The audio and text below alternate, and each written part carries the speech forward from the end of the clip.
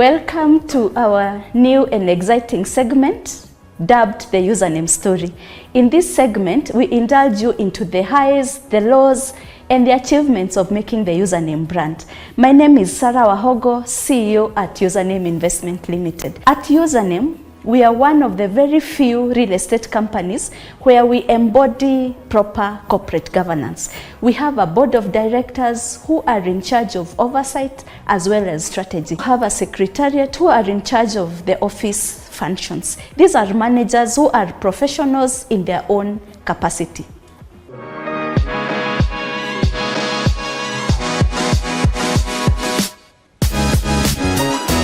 Ruben, when did the business break even? For the viewers, breaking even, maybe just to answer your question, I remember very well when we started in 2013, 2014 and 2015, it was a period, we were a startup, I would say, in real estate. That is the period in which Remy and Julius then were employed and we had not left employment. So what happens is that we are doing small projects. Projects in real estate are measured by possibly the acreage, the number of units, the revenue opportunity that you get as a result. It used to be very small by any standard. It was for maintenance. That's why it was possible for us to even do it on the side. It's 3 days out of 7, which he was on leave. All my leave days for that time were never spent relaxing. I remember one day we took a leave days for 2 weeks. We were looking for a project in Matu, an affordable project. Our budget was very small and we went for 2 weeks eating chicken every day. Matu is 100 and what kilometers? 17 or thereabout. We used to go every day for 2 weeks. I still remember. So that's how my leave days were spent. So it was possible to do that on the site. The revenue was very small. So in 2016, and specifically in 2015 in December, training and, like he has mentioned, learning is so important. So what we did, we subscribed for a conference in Naivasha. I'll not forget that. It was a boot camp. And there were business leaders there who had presentation. I remember just one presentation by the founder of 7 Seas Technologies. It still is a huge company in the technology center. He had a very good presentation about SMEs, why business remains so small. And he was saying the difference between taskers then and a small kiosk at home is the size, is the scale. So he was convincing all of us through a structured presentation, how can you scale up your business? You don't need to remain so small. There's no award for doing a small business. The difference is your mindset and some of the decisions you have to make. So we learned some of the mechanics and some of the strategies to take, and we decided in 2016, we'd like to multiply this business by a factor of 10. This guy is scaling up. And in 2016, if you look at our history, you realize that's the point at which we did so many things. Number one, we decided that we have to move from that office. We used to pay 27,000, and there's a month we almost were not able to pay. Even without so much, we decided we have to go to 10 times the office. That's when we went to the Mirage. It was so big, we were paying 10 times the rent. We also decided we need, as a matter of principle, I was the one in charge of strategy and business development. So as a matter of principle, we wanted to match and become the top in the sector. So we are looking at the revenue figures and saying, we need, the projects there were so small, we need to do $1 million worth of a project. I think the dollar at that time was about 101 or 102. So I used to say, the revenue opportunity for the next project has to be 100 million. That was the target. But of course, coming back, we were doing those very small projects, 10 million and stuff like that, and maybe for 1 year. So in 2016, we decided to implement that strategy, and I know this is coming. The moment you decide to get out of your comfort zone, that is when the devil visits you. And I remember that's when we lost money. And what we did amongst ourselves, we used to share duties and say, let us go and fundraise and look for money. Apart from the revenue we have, we need more money to capitalize, to be able to fund this big project we want to do. We met many people, fundraised, and got some money, of course, from friends. There's a chama that gave us money on a loan basis, and you give it with a return. And then you are able to get a deposit for that project, only to lose that money. I know that one has been shared. But in 2016, I think it was February, when we tried to look for that project. We went round, and then we lost money. We took like almost 4 to 6 months to come back. And I think Esther came in, our second employee, in about April. And I remember when she came, we were in that phase of wilderness. We knew we have a strategy here, we have a setback, but now we want to move forward. I remember she used to come to the office and she's wondering, kwani hakuna kazi? I even felt like she would disappear, because we were still struggling to find our foot and to find a way of sorting this problem, right? Then I remember in June of 2016, we found a way of working around issues, partnered with the landowner somewhere in Gong. Gong became a very good project for us over the years. And that's how we were able to find, we took his land, he was able to allow us in. It's like we were doing agency or marketing for it.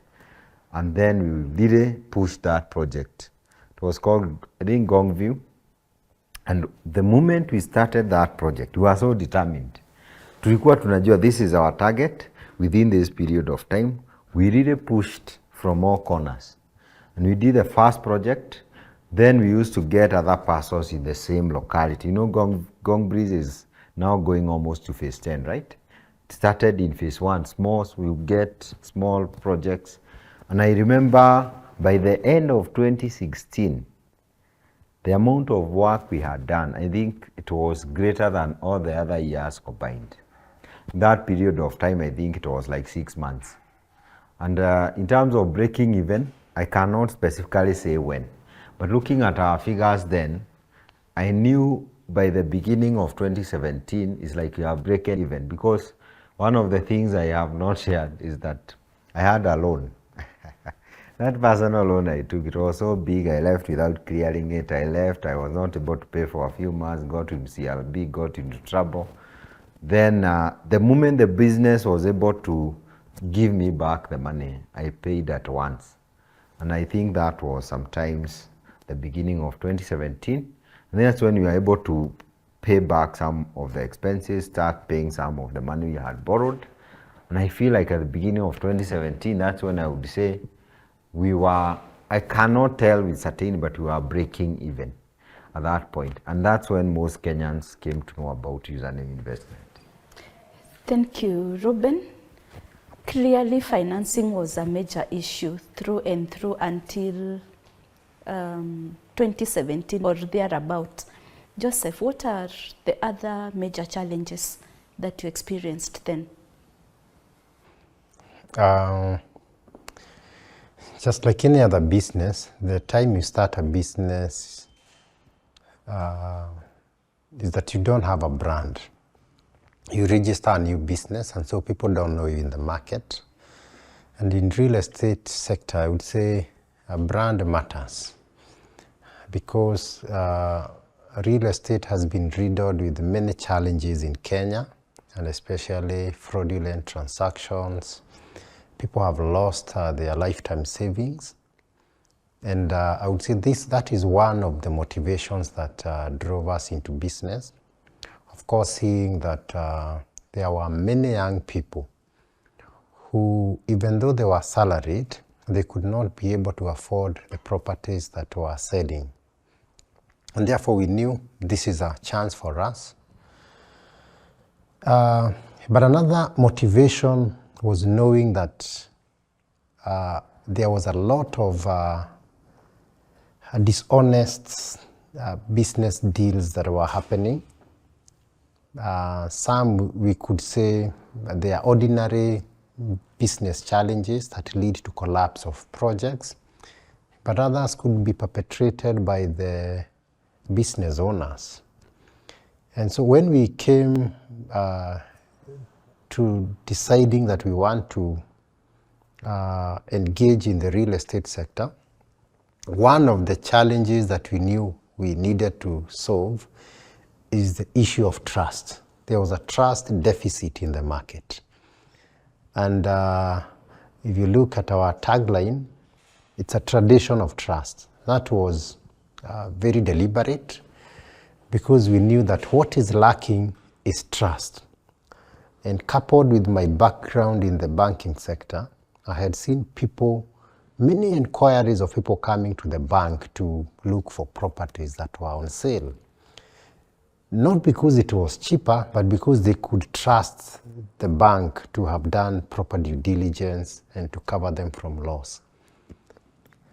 And therefore, we knew that we are going to sort the challenge of this trust. But you could be doing a good job, but you are not known.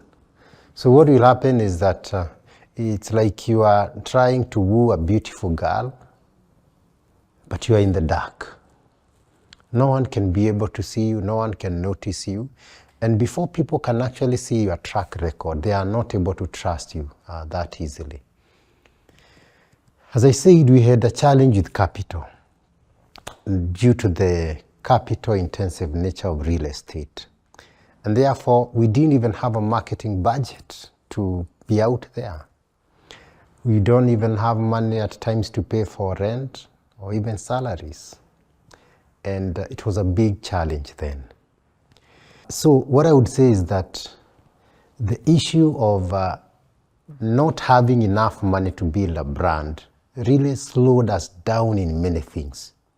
You don't have money to take you to radio, to TV, to do a billboard, to even just shout up out there and tell people what you have. You have a nice product offering, the pricing is good, the location is good, you have done a good research, but that slowed us down. And that actually now ties to what Ruben was saying, that we actually took so long to sell out our first project and our revenue was quite small. That also meant we could not be able to even grow our team, because we definitely needed to build our workforce and more people to serve our customers more effectively. We were not able to do that. We knew we needed to have a better office, a more inspiring office, an office that would actually promote trust that we were selling. And I remember one day a customer who came to our office and he wanted to make quite a substantial investment in one of the projects. And when he entered into the office, he looked at us, he looked at the office, he looked up, and then he said, "I am coming." And we never saw him again. And that broke my heart, because that was my hope that whole week, that once this guy comes, he's going to give us some good deposit. So those are part of the challenges. And indeed, even the fact that Ruben and Julius could not join the business, because if we are not generating enough to guarantee loan repayments for their personal loans, then they are not able to live. At a personal level, I also suffered because I could not be able to convince the board then to even add me a small salary. And the little I was getting, I would pay rent. And at times, you don't have much left. So it was quite challenging, and really you needed to be very determined to remain in the business, knowing that if this enterprise fails, I am the most exposed. You know, Ruben would just continue with his job and clear the loan maybe a year, 2 years after. But I would feel the main exposure is mine, because if they don't have something and I have to go to the job market to look for a job. That reality also helped to motivate us to even work even harder. Thanks, Joseph. Before we come to Julius, there's a story of your first advert. where you put an advert on the papers, no calls were coming through. I see Julius remembers the story. Yeah. What was that story about? I remember that day very well, let me say so. Because I even actually remember, as I said, part of the week I was working with my employer. Part of the week I was working with Username. And when we did an advert, we said, let's do an advert on paper so that we get customers who are going to call us, and then we take them to site, we show them the products that we have. I took a leave day from my employer. I said, I have something very important that I need to do on that day. I didn't disclose what is it, but I said I need to do something very important. So we did it. I don't remember whether it was on Nation or Standard newspaper, one of the two. It was on Nation. So very early that morning, when the advert was done, we came to the office, and then we were ready. Now people are going to start calling us from this moment until jioni.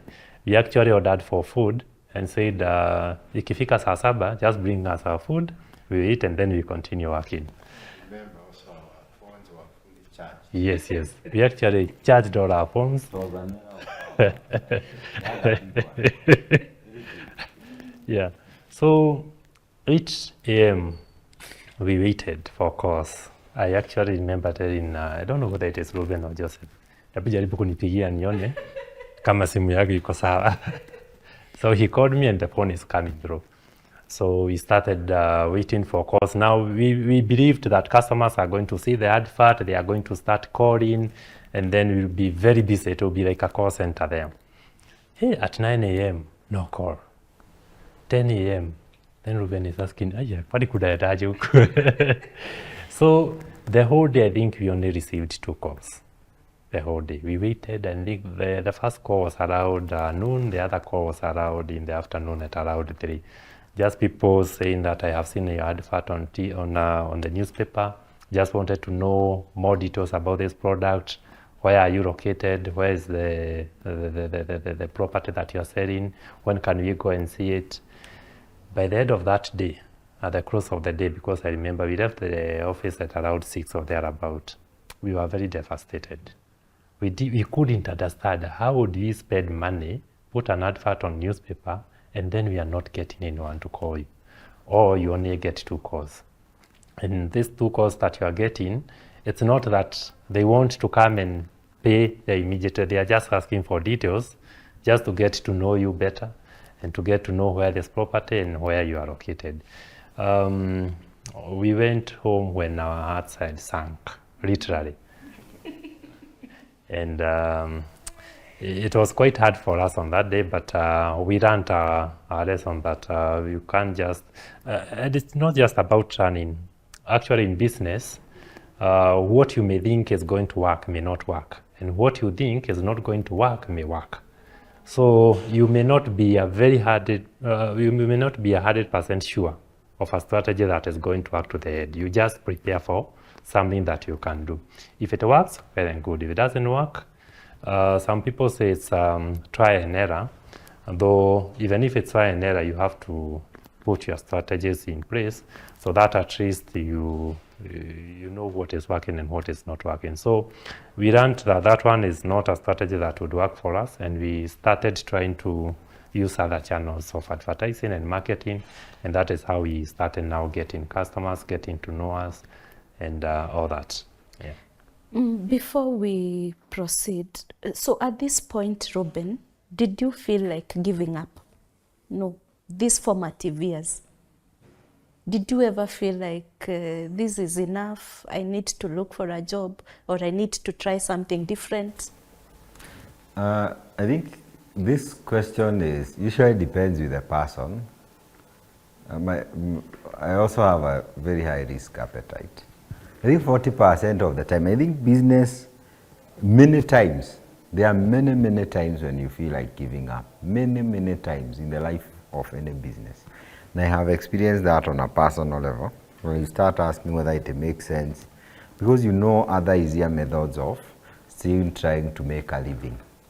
Right now I know other methods of making a living, which might be easier for me, but not necessarily the right thing for me. So there have been many instances, and I think that is one of the very, you know, how your heart thinks.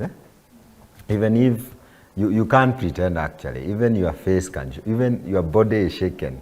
You can see even when you go back at home in the evening, somebody can tell you this person has been hit. You go and keep quiet and wonder what has happened. I like what he has said. So some things actually take time. This is a matter of brand. Our brand was not well known. We did not understand that you can pay 100,000, I think it was plus VAT then, put something in the paper and get nothing out of it, and you are struggling startup. It happens. But over time, you are able to create a brand, you're able to know maybe that's not the method to market this property. We have tried so many things. Some have succeeded, some have failed.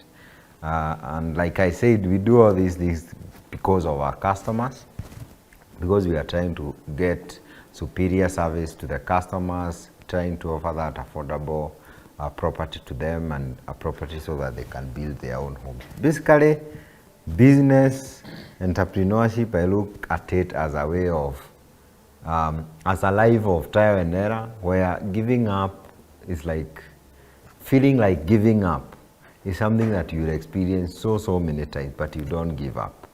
That is the life. Thank you, Ruben. Julius, is there any other challenge that you feel we left out? I would say in terms of challenges, I would say every business has its own challenges. And there's no line of business that you ever start that you say it's a clear line and with no challenges. Every business has its own challenges. And I remember during our formative years, one of the challenges that we used to face, as Joseph said, we were not known in the market. And let me give you the analogy of Jesus Christ. When Jesus started preaching and doing miracles, some of the people that he was living with before in that locality, I believe it is Nazareth, they would start saying, si huyu ni yule mtoto wa seremala, sasa anakuja kutuambia nini? Yeah?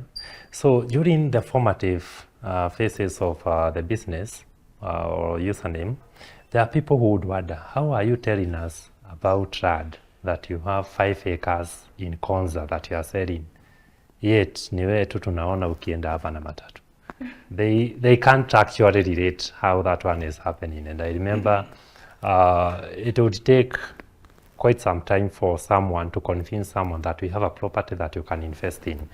So for us, we decided to do it in a professional way. Actually, all our operations, we did them in a professional way, not in a way that people will not believe. We tried to push the brand even through our friends, through family, trying to preach the gospel until at some point people started believing. When they started seeing that for sure we are taking customers and customers are taking up our products, they started now believing in the brand. So it was a major challenge then, but then once you get known out there in the market, it's no longer a challenge, especially if you are doing a clean business and you are doing something professional and you are not lying to your customers. Thank you, Julius. Now, an interesting aspect of this conversation. People are always advised to avoid getting into business with friends, relatives. You three are very good friends. True or false? True. Did this affect your relationship? Joseph? Thank you, Sarah. I think I would say that business is like a marriage. When you get into any relationship, there are do's and don'ts that will help to grow trust within the relationship. And I want you to remember that we are not just friends, but our families are friends also. And one of the things we did when we got into business is that we first developed a policy framework to guide the partnership. And one of the things we said has to do with money, because money is the root cause of many, many troubles. And remember, you are starting a business when none of you even has a car, a home. Some of us didn't even have a family. And so it's a journey that we knew this one will have its own challenges in days to come. And therefore we needed to put into perspective a proper document that brings our minds together in a manner that manages our expectations. Because I've seen people who start a business, and the moment you earn your first million, then someone actually thinks this is the time that I'm going to maybe do something at a personal level, and that leaves the business without any capital. And one of the things we said is that we would need to keep recapitalizing the business. You know, it's like a bootstrapping. The money you get, the whole amount goes back to the business, except maybe a very small portion, you know, to just keep you going. And so we developed that policy, first to manage our finances and agree how do we grow this business. Because remember, at some point we had a revenue of even 5 million for a whole year. At some point 20 million for a whole year. It may look like much money, but in real estate that's really nothing, because a significant portion of that amount has gone to the vendor, paying the vendor, marketing, and other operational expenses. But what happens when you get to a revenue of 200, 500 million? It is possible that really you might not agree on what to do with the money. And therefore, one of the things we did is that we said we will all survive on our salaries. And therefore, if this is your paycheck, you will plan yourself with that amount of money, because we had an understanding that there is business money and there is personal money. If the business has got 100 million, it is business money, and therefore enhance and harmonize our vision as a business and families. And that even meant doing some things like holidays together, just going somewhere together to celebrate our small successes and wins. And where there are challenges, we encourage ourselves knowing that we will still be able to thrive and surmount them in the future. So I think that helped us a lot, developing a document that guides us on how do we deal with money. The other thing is that we decided from the word go to do things professionally. If it's something that has to do with the statutory deductions, taxes, and everything that the government expects of a real estate business, we decided to comply from the word go. And that means you get the right professionals, lawyers, if it's the auditors, to guide us through doing business the right way, because we know that some good businesses also have been crippled by burdens of taxes, unpaid taxes, and other statutory demands from the government of the day. And I think that has helped us walk the journey, ensuring that the curse of success does not become the very downfall that brings us down. It's possible to talk about friendship and how you have carried along, but that is not possible to talk about without really asking ourselves, how have you dealt with your different way of seeing things and opinions? Because in every relationship, whether it's a romantic relationship, a marriage, a business relationship, even in the political sphere, people have differences.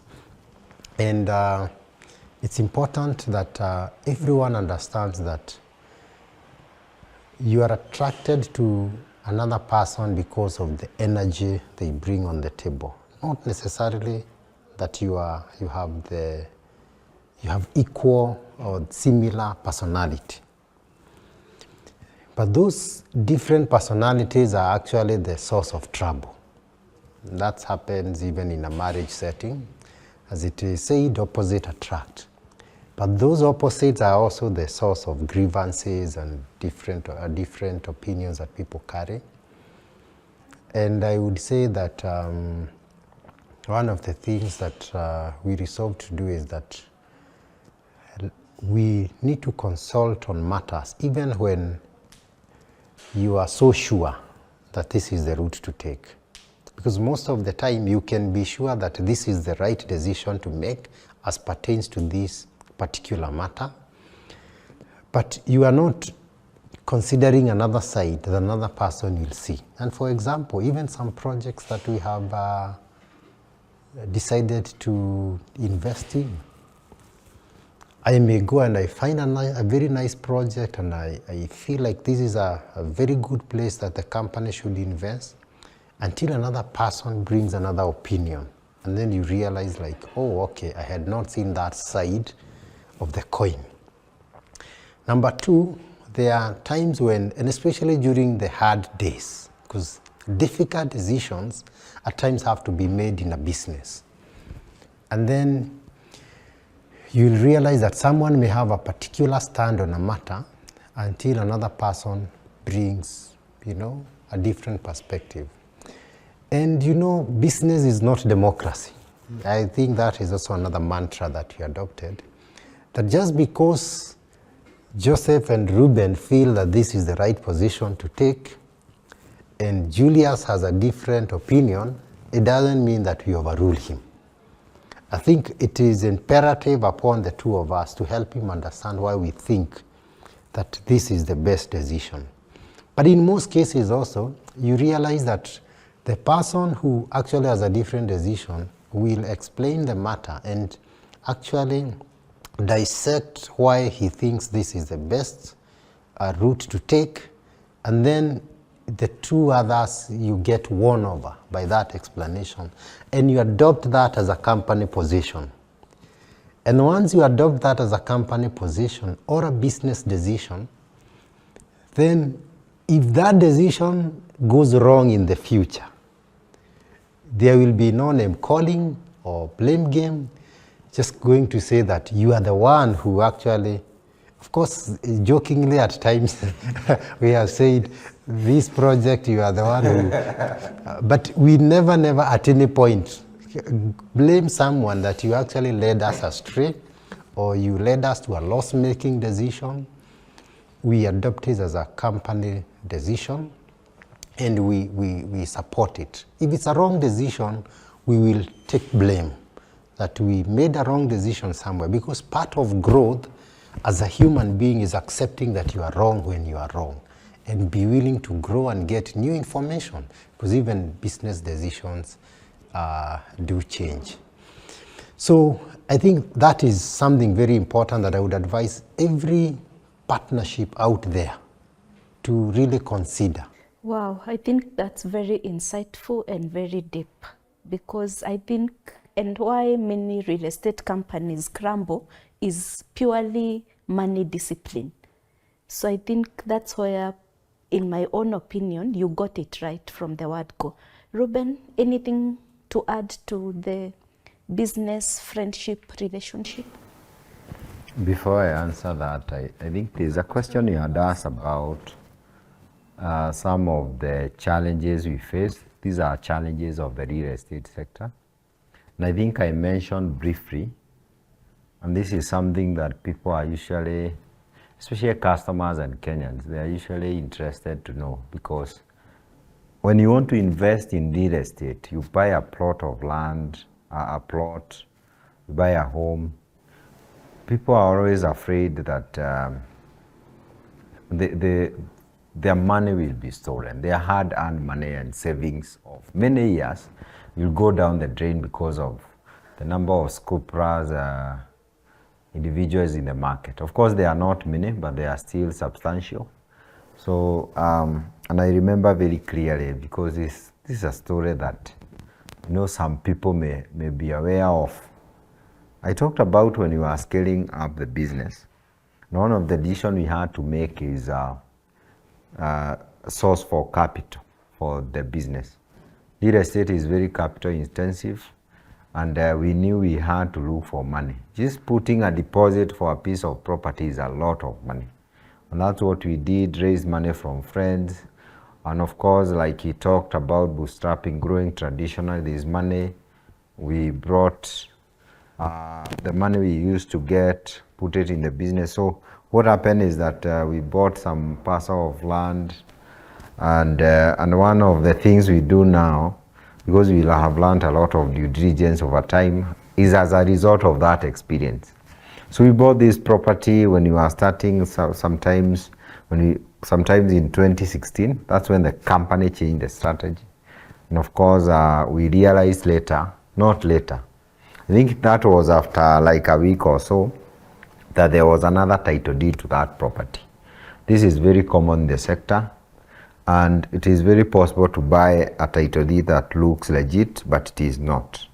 It might be, I would not say fake, maybe not authentic, because the material used, the numbers, everything looks okay. Even when you do search, it looks okay because you are still doing due diligence, but you'll realize there are two title deeds for the same property. Of course, one buyer is fraudulent, the other one is the original. And this was land in Gong. We were so determined. And the moment we did fencing for that property, that's when you are called. And I remember one day, because the word had spread, I think the owner was called by the caretaker. They went and witnessed. They went to the lands registry, and you were called by someone from the land registry to go to the land registry very fast. And of course, they explained. Personally, I knew what has just happened. And it was one of the saddest things I have ever experienced. It was the first ever experience. Right now we are hardened because we have a lot of experience in the sector. Right now I would not have that challenge. But I remember that day. Everything, you start mourning because you know what has just happened. That was all the money we had. All the money we have searched so that we really scale up the business, and now it is lost. That experience is very important to us because from that experience we learned many things on how to secure our customer. I usually say the reason customers have to look for a reliable real estate organization like Username is purely because our work is to carry your burdens. We carry that heavy risk on your behalf. We are the guys who have the capacity to employ and get a panel of lawyers to come and do that extensive due diligence. A normal Kenyan will walk today in the lands office, do that search. As legal as it is not enough. So we learned now that we have to be very detailed. And I actually remember developing with the Wakili a list of things that might be done. The Wakili has that up to date. A list of due diligence steps that you must do for you to ensure that you buy a legit property in Kenya. And from that time, I think we have never experienced that again. You do due diligence very deep. I don't have time to explain that today. I even went on TV one day and I did not have time to explain people. Some of the methods you use coming from technology background are not some of the methods you'll be taught in school. They are methods you are doing like an investigation. So we learned a lot. And that's why Username for a long time, all the more than 60 projects we have done, apart from that one, we have never had a problem. So that when you come to Username, you are very sure that you are buying, as part of a larger gated community, a very secure property. You can actually sleep peace. That experience was defining for us at the beginning of the business. I thank God that this experience did not bring us down. It's actually, they enforced our commitment, and we knew the best way to secure our customers. Now to your question about our friendship, our relationship. I mentioned at the very beginning that we had so many meetings, and if you look at the last many years, almost 10, we should have very regular meetings, because I realized that's the only way to ensure we are on the same page. We used to have meetings, we share expectations. We are different, all of us, right? But you see, our vision was almost the same. everyone is interested in pursuing business and making an impact. You just don't want to live. For us, we used to be Safaricom, we used to be in KCB and Housing Finance, and come and do a fake job. I used to admire how my former employer used to do things, and I wondered, is it possible to do that in another sector? And here we are in real estate. So our friendship is of many years, all the way from college. I think he explained that. And even before we started business, we knew we are heading the same direction without having to tell someone. What I see these days, especially with chamas, is people come together, you don't know each other a lot, and you start forming businesses. It's very difficult for that business to succeed. So the best thing was we were able to know each other way before we started Username, and you knew, number one is usually integrity. Number two, of course, is the shared vision, right? The other things follow. Integrity is number one. This person, like he talked about being able to even get $500 million in 1 year in terms of revenue.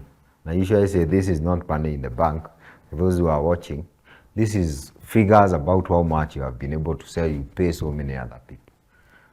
At that point, the character of any individual, especially if you experience that level of success, can easily be exposed.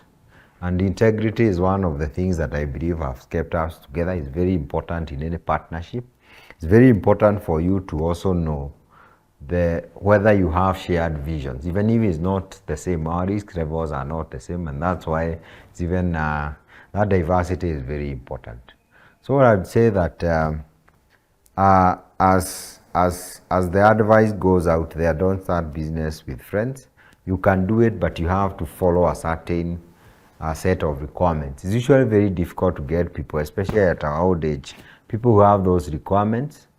But if you can get them, you'd rather do a partnership any single day. You don't want to carry those burdens I've shared alone. I think they can kill you. I don't admire actually. I look at those people who are single founders in any business. If you don't have any form of complementary support, it is so easy to get into depression, to get into a lot of stress. And I have seen it actually. There are people who have gone down. Go down with their business and the person goes down.